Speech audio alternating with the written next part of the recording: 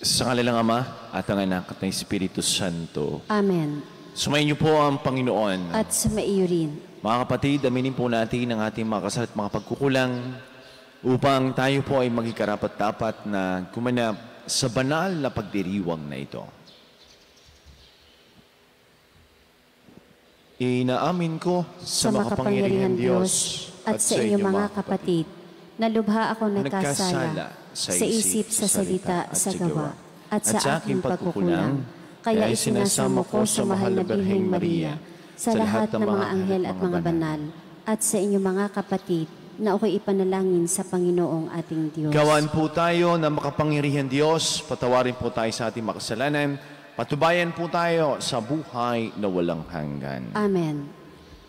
Panginoon, kaawaan mo kami. Panginoon, kaawaan mo kami. Kristo, kaawaan mo kami. Kristo, kaawaan mo kami. Panginoon, kaawaan mo kami. Panginoon, kaawaan mo kami. Manalangin po tayo.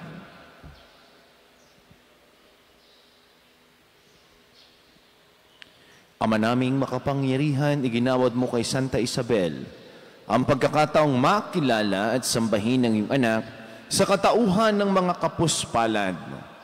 Tugunin mo ang kanyang panalangin, kami ay iyong bigyan ng pagkakataong makapaglingkod sa mga dukha at nangangailangan sa mapagmalasakit na pag-ibig sa pamamagitan ni Jesucristo kasama ng Espiritu Santo magpasawalang hanggan. Amen.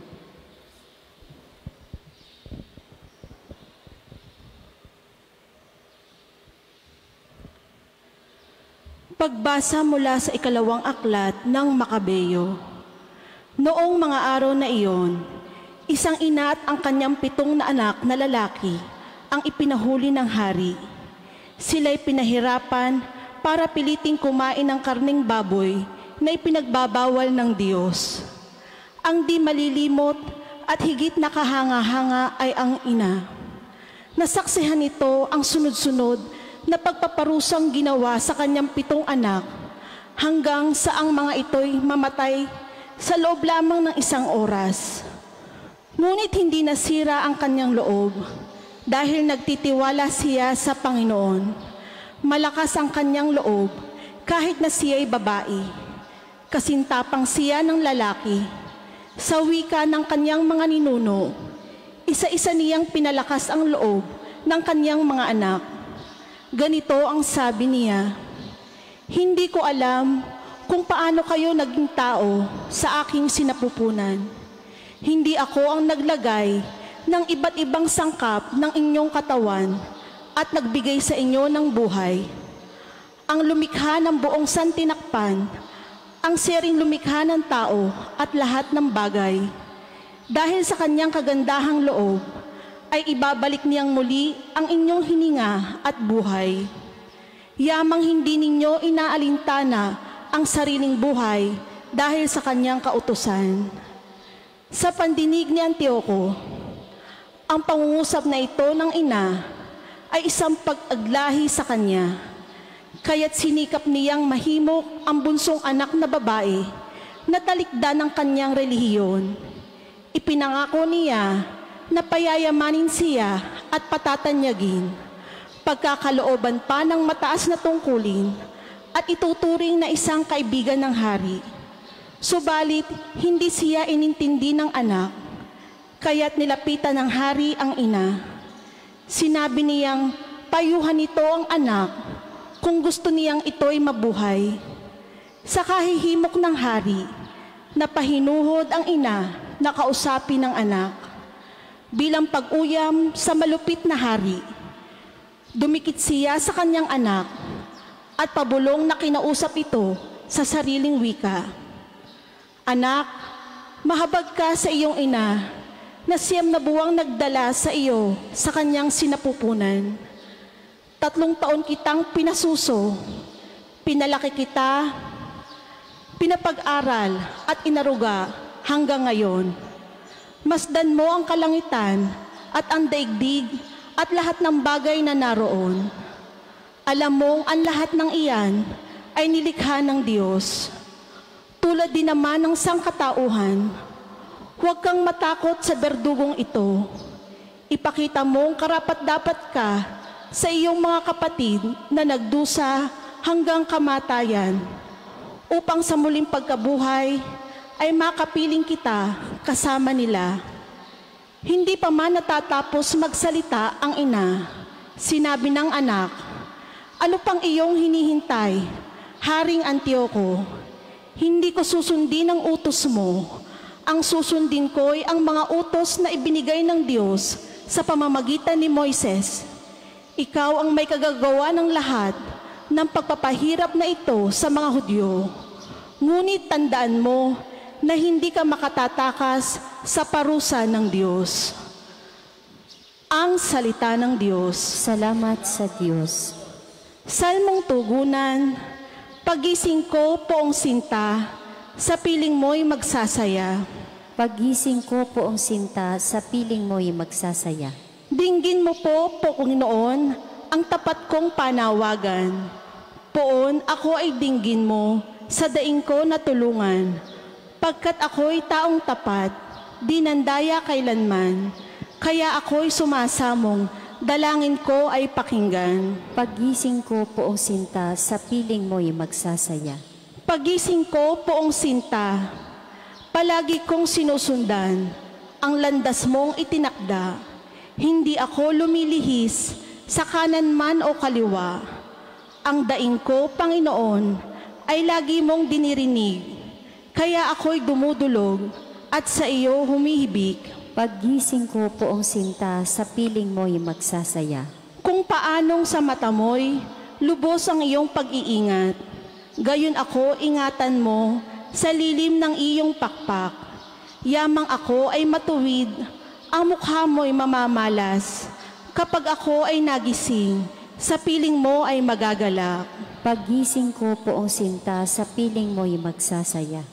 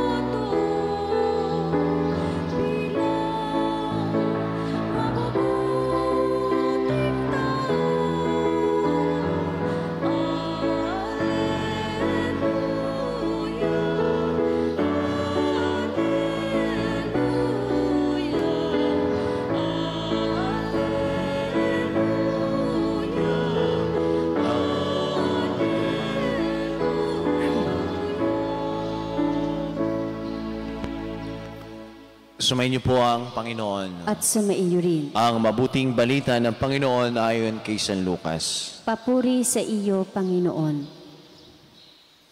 Noong panahon iyon, isinaysay ni Jesus ang isang talinhaga sa mga nakarinig ng una niyang pangungusap.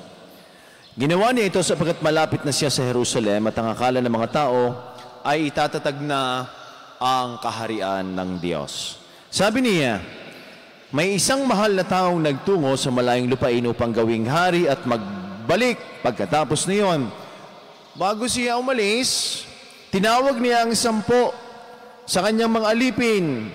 Binigyan niya ang mga ito ng tig-isang salaping ginto at sinabihan sila, ipangalakal ninyo iyan hanggang sa pagbabalik ko.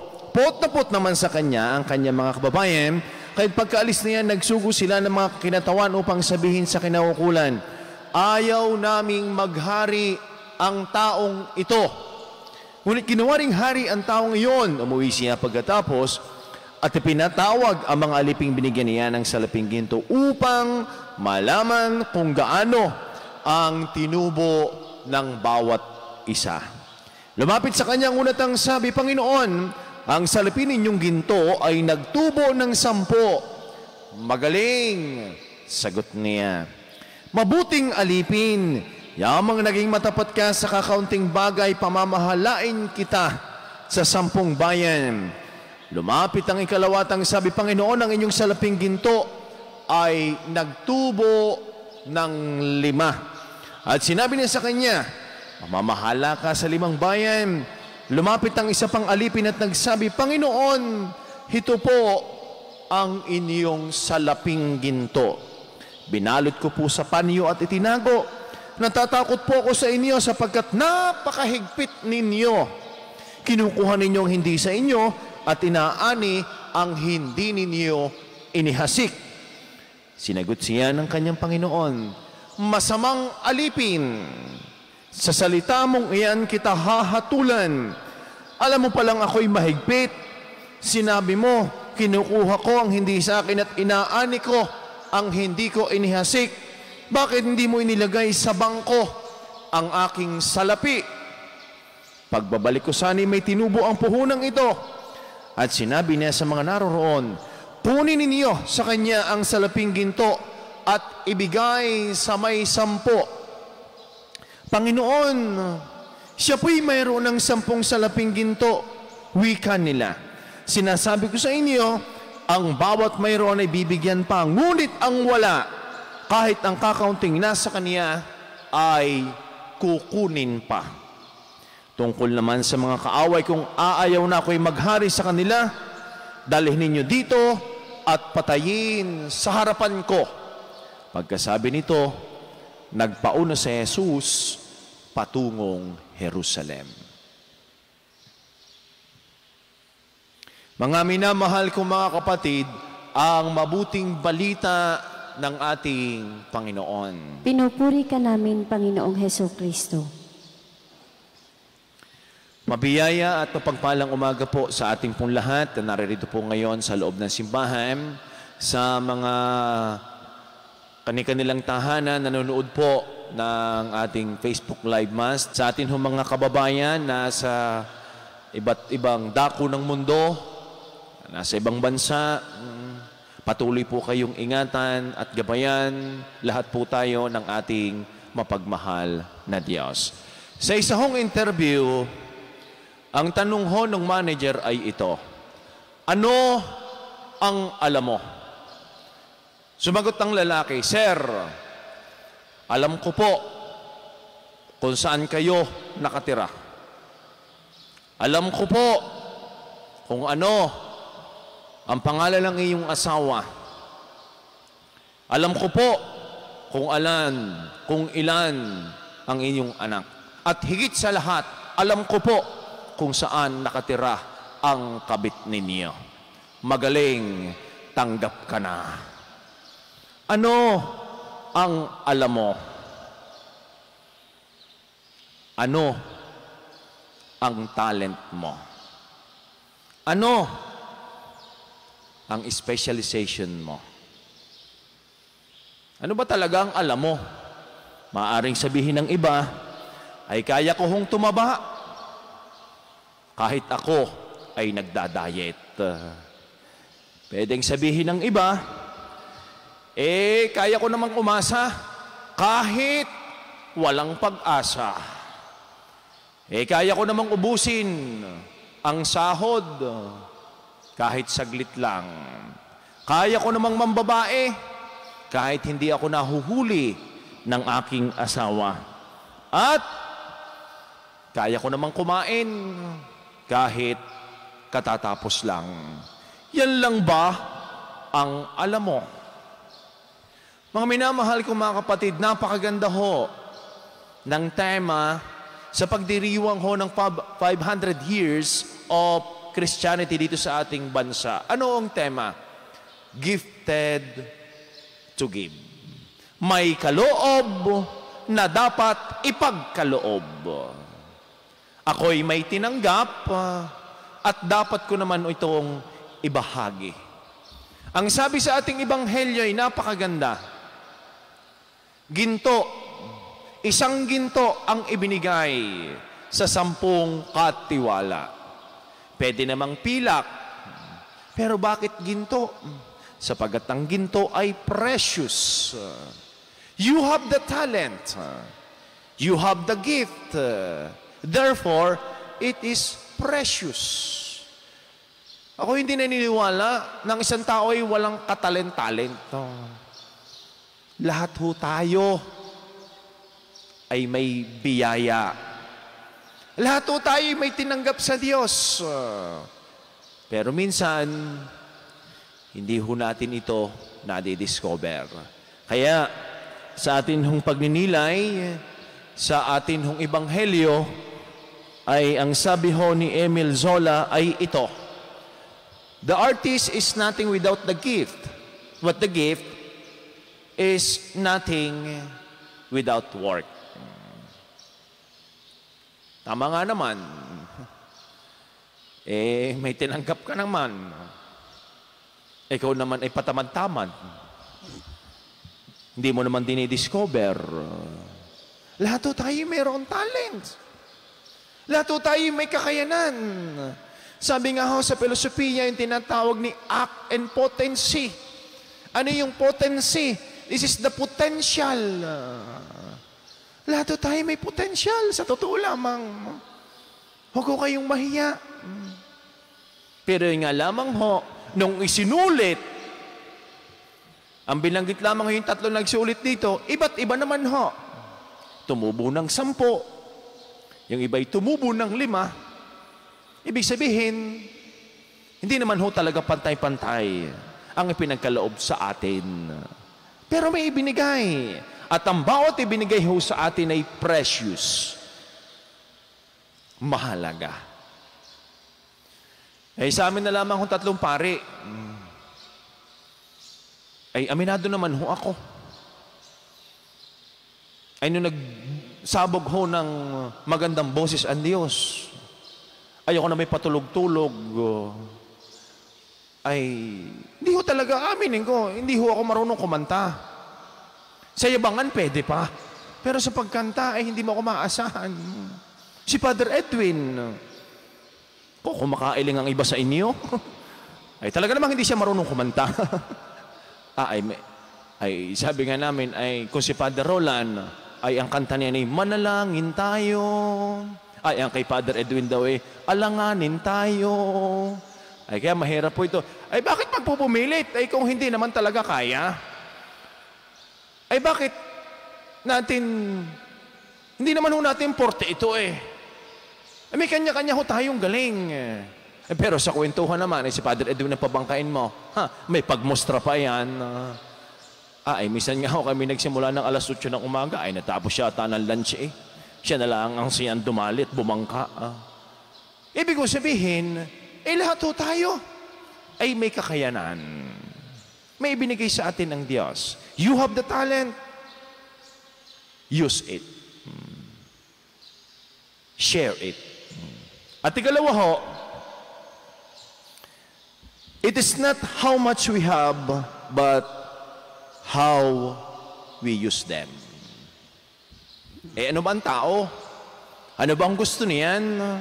Ang gusto niyan, mag-ipon, mag-ipon, mag-ipon. Nagmamalaki ka nga, ang dami mo sasakyan. Ang tanong, nagpahiram ka ba? Nakasakay ba naman diyan ng iba? Nagmamalaki ka nga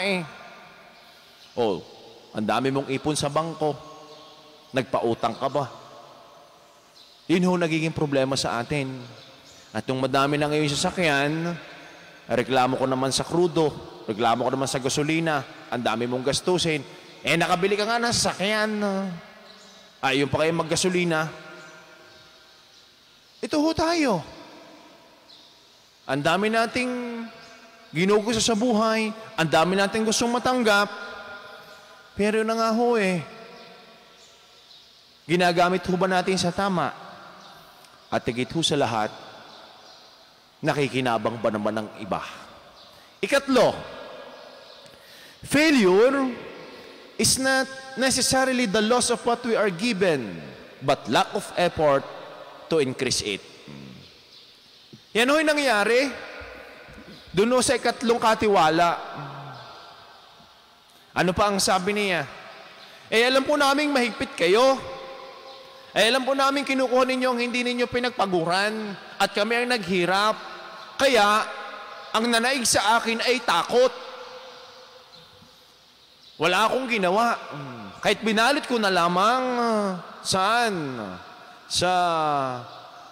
Marahil sa papel, marahil sa kung ano pa man na pwede niyang gawin dito. Madalit sabi, wala siyang ginawa. Pero merong binigay sa kanya. Hindi niya pinagyaman. Natakot lamang siya. Kaya, ano ang sabi natin minsan sa isang taay? Walang ka-effort. Walang kagaling-galing. May galing hong binigay sa atin. Kung tutusin, di nga ho natin pinaghirapan eh. Yung mga katiwala dito, hindi naman siya humingi doon sa nobleman eh. Doon sa mabait na tao na ito eh. Kusang ibinigay. At ganyan din ang Diyos natin. Kusang nagbibigay. Ay kung ang Diyos ay kusang nagbibigay, ay di kusa din ho tayo magbabalik. May binigay hong talento. May binigay hong opportunity. May binigay ho sa atin. Precious ho ito. Use them and share them.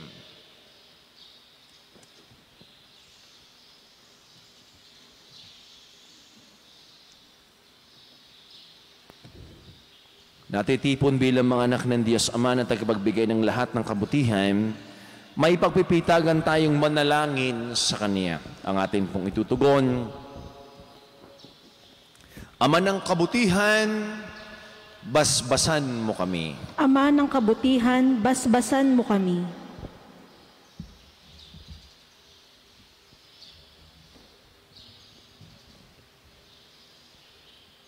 Ang simbahan, naway hindi matakot sa mga pagsubok, kaugnay na mga pagbabago at magamit niya sa matuwid na pamamaraan ang mga biyayang ipinagkaloob sa Kanya. Manalangin tayo sa Panginoon. Ama ng kabutihan, basbasan mo kami. Ang lahat ng mga tao, naway makibahagi sa kayamanan ng lupa ng may katarungan, pagkakaisa at kapayapaan. Manalangin tayo sa Panginoon. Ama ng kabutihan, basbasan mo kami. Tayo naway magkaroon ng malalim na pagpapahalaga sa simpleng buhay upang lubos nating madama ang patuloy na pagdaloy ng pag-ibig ng Diyos sa ating mga maliliit na gawang kabutihan. Manalangin tayo sa Panginoon. Ama ng kabutihan, basbasan mo kami. Ang mga doktor, mga nurse at yaong mga nasa propesyon ng pag-aalaga, naway gamitin ang kanilang mga biyaya sa paghahatid ng pag-ibig at habag ni Kristo sa mga dukha, nalulumbay, may sakit at mga nasa bilangguan. Manalangin tayo sa Panginoon. Ama ng kabutihan, basbasan mo kami. Ang mga pinagpalang yumao, naway makasama sa walang hanggang kaligayahan ng Panginoon. Manalangin tayo sa Panginoon. Ama ng kabutihan, basbasan mo kami.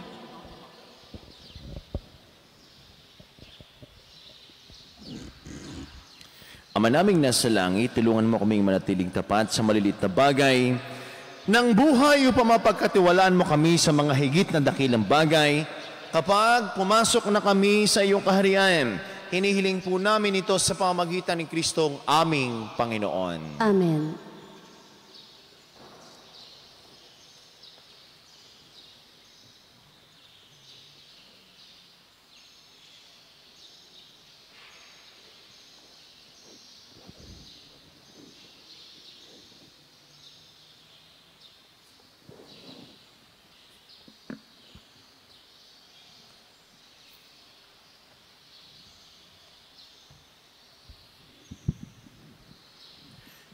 Puri-puri ka, Diyos, sa malumigas sa libutan, sa ipong kagandahan loob na ito ang may alay. Mula sa loob mo ng paggawa ang tinapay nito para maging pagkaing nagbibigay buhay. Kapuri-puri ang poong may kapal, ngayon at kailanman.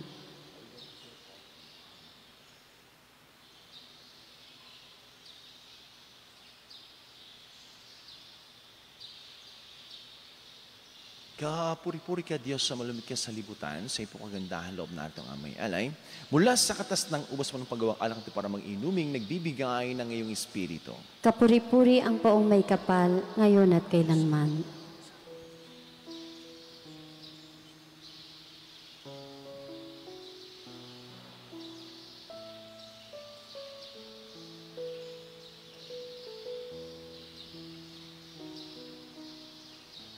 Manalangin po kayo mga kapatid, pang ating paghahain ay kalugdan ng Diyos amang makapangyarihan. Tanggapin nawa ng Panginoon itong paghahain sa iyong mga kamay, sa kapurihan at karangalan, sa ating kapakinabangan at sa buong sambayanan niyang banal. Ama naming lumikha, ay pagkaloob mo ang iyong masintahing pagtingin sa aming mga alay, upang kagandahan loob mo ay aming makamtan, at ang bunga na walang hanggang pag-iral aming mapakinabangan sa pamagitan ni Jesucristo, kasama ng Espiritu Santo, magpasaw walang hanggan. Amen. Sumayin niyo po ang Panginoon. At sumaiyo rin. Itaas sa Diyos ang inyong mga puso at diwa. Itinaas na namin Pasalamatan sa po natin ang ating Panginoon Diyos. Marapat na siya ay pasalamatan. Ama naming makapangyarihan, tunay ngang marapat na ikaw ay aming pasalamatan. Ikaw ay nagniningning sa piling ng mga banal na kinararangal mo sa kanilang kabutihan. Ibinibigay mo silang huwaran namin araw-araw. Sa katuwang sa pagsamba sa iyong kamahalan, sa pamagitan ng anak mong si Jesucristo kami naliligid ng mga banal na tao. Sila'y mga saksi ng pananalig sa iyo ay magaganap namin sa ikararangal mo. Kaya, kaysa ng mga anghel na nagsisiawit ng papurisan ng walang humpay sa kalangitan, kami po'y nagbubunyi sa iyong kadakilaan. Santo, Santo, Santo, Panginoong Diyos ng mga hukbo, napupuno ang langit at lupa ng kadakilaan mo. O sana sa kaitaasan. Pinagpala ang naparito sa ngalan ng Panginoon. O sana sa kaitaasan. Ama naming banal, ikaw pong bukal ng tanang kabanalan, kaya't sa pamagitan ng iyong Espiritu ngayon pong banal ang mga kaloob na ito, upang para sa amin ay maging katawan at tugo ng aming Panginoong Jesucristo. Bago niya, pinagtiis ang kusang loob na maging handog, ginawa kanyang tinapay. Pinasalamatan kaniya, pinaghati-hati niya, iniabot sa kanyang mga alagad at sinabi, tanggapin ninyong lahat ito at kanin ito ang aking katawan na ihahandog para sa inyo.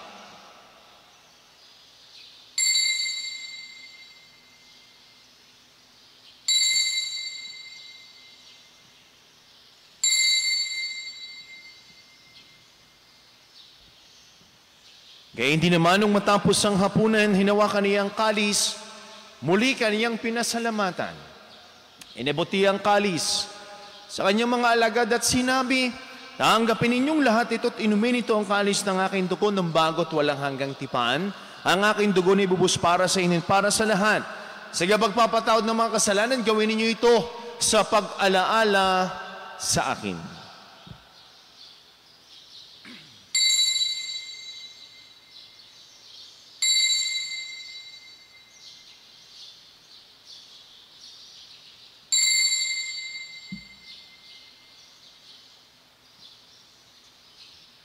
Ang misteryo ng pananampalataya. Si Kristo'y namatay, si Kristo'y nabuhay, si Kristo'y babalik sa wakas ng panahon. Ama, ginagawa po namin ngayon ang pag-alala sa pagkamatay at muling pagkabuhay ng iyong anak. Ay tiniyalay po namin sa iyong tinapay na nagbibigay buhay at ang kalis na nakakaloob ng kaligtasan. Kami nagpapasalamat dahil kami yung minarapat at tumayo sa harap mo para maglingkod sa iyo. Sinasama po namin kami magkakasalo-salo sa katawan at tugon ni Kristo mabuklod sa pagkakaisa sa pamamagitan ng Espiritu Santo. Ama, lingapin mo ang isimbahang laganap sa buong daigdig. Puspusin po kami sa iyong pag-ibig. Kay San ni Francisco na aming Santo Papa at ni Gilbert na aming Arsobispo at ang lahat ng mga kaparian. Nalalahanin mo rin ang mga kapatid naming nahimlay na may pag-asang sila'y muling mabubuhay, gayon din ng lahat ng mga pumanaw. Kaawaan mo po sila patuloyin sa iyong kaliwanagan. Kaawaan mo pangindapatin kaming lahat na makasalo sa iyong buhay na walang wakas. Kaysa ng mahal na Birheng Marinina ng Diyos ni Poong San Jose na ating ding patron. Kaysa ng lahat ng mga apostol, San Jose Morelos, San Pedro Calungsod, at ang lahat ng mga banal na namuhay dito sa daigdig ng kalugod-lugod sa iyo. May pagdiwang naman po namin ang pagpupuri sa kararangal mo sa pamamagitan ng iyong anak na aming Panginoong Jesucristo.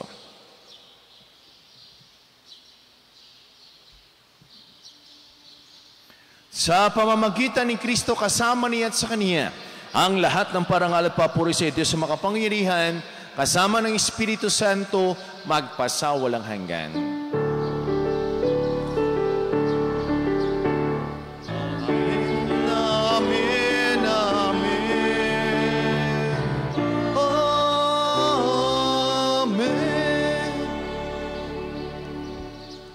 Sama-sama po nating awitin ang panalangin tinuro sa atin ng ating Panginoong Jesucristo. Ama namin,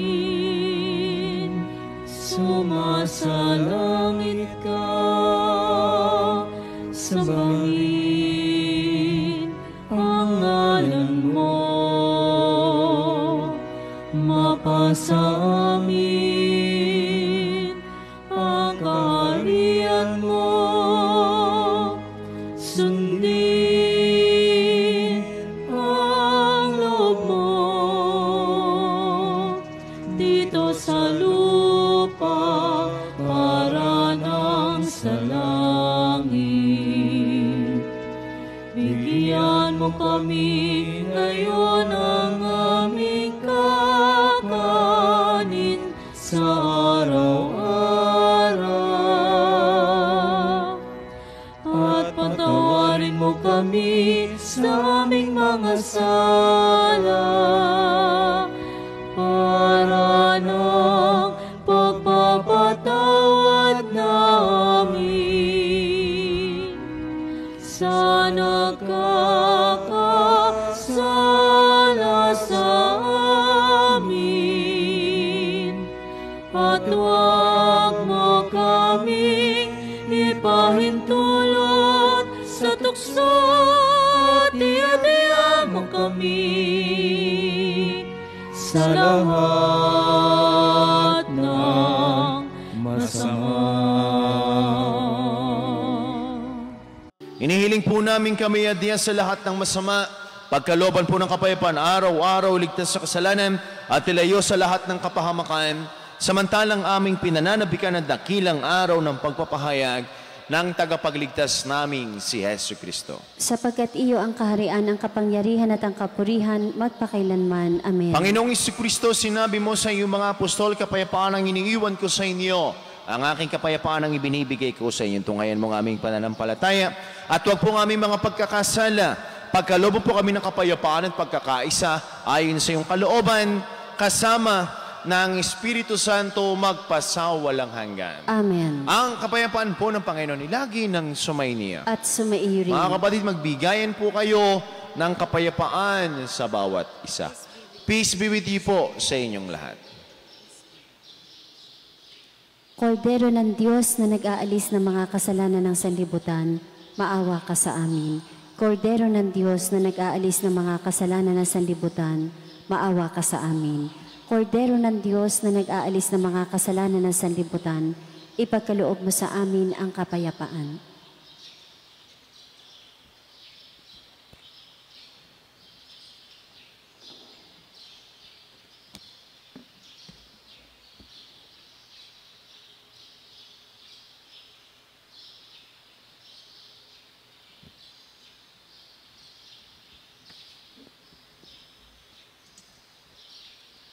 Mga minamahal ko mga kapatid, ito ang kordero ng Diyos.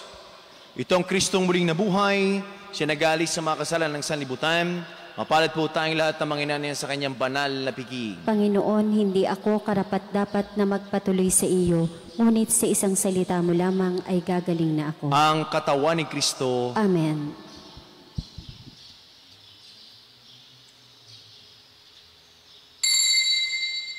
Panginoong Jesus, ako ay nananalig na ikaw ay nasa kabanal-banalang sakramento sa altar. Iniibig kita ng higit sa lahat at minimiti kong tanggapin ka sa paraang espiritual dahil hindi ko kayang tanggapin sa panahon ngayon ang iyong katawan at dugo sa banal na sakramento. Kahit man lang sana ay matanggap kita sa paraang espiritual sa aking puso. Niyayakap kita na para bang andito ka na talaga sa aking puso at iniaalay ko ng buong puso ang aking sarili sa iyo. Huwag mong pahintulutang mawalay ako sa iyo. Amen. Manalangin po tayo. Ama naming mapagmahal, sa pinagsaluhan naming banal na pakikinabang, ang aming nawang pag-ibig ay lalo madagdagan ng ginawa namin sa pag-alaala sa anak bumahal na naglutos si pagdiwang ang huling hapunan sa pamagitan ni Jesucristo kasama ng Espiritu Santo magpasawalang hanggan. Amen. Sumayin po ang Panginoon. At sumaiyo rin. Pagpalain po kayong lahat kasama na po yung mga mahal sa buhay at buong pamilya ng ating mapagpalang Diyos, sa ngalan ng Ama at ng Anak at ng Espiritu Santo. Amen. Ang misa po'y nayalay na. Taglayin po ninyo ang kapayapaan. Salamat sa Diyos. Magandang umaga po sa ating lahat.